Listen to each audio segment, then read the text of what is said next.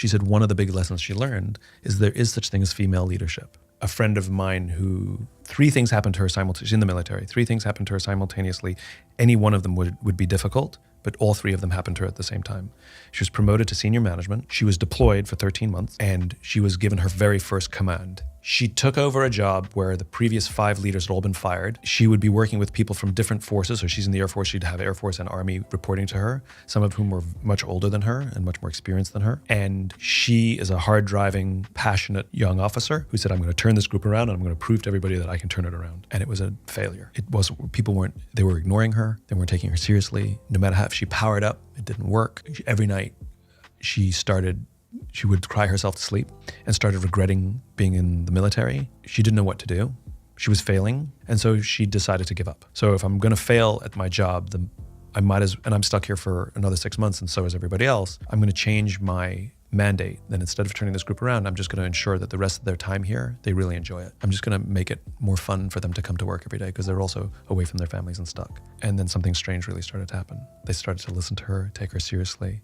They started to respect her more. She ended up being very, very high performing at the end, and the group completely turned around. On her way in, she made it about herself, and she made it about the metrics, and she made it about the performance. The lesson she learned was if you make it about the people, then the people will take care of everything else. And she had a conversation with one of the army, one of the soldiers, and like, why didn't you listen to me? Like, why was it so difficult? Why did we struggle?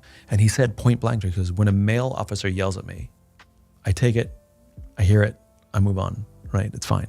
When you yelled at me, I felt like my mother was yelling at me and it was more difficult, you know? So there are gender differences in how we respond to each other because it is a mom-dad thing, right? We respond differently. Men are sometimes, not always, but men are sometimes better at just being told blank by another guy, just do this. And you go, okay, well, I'll just do it.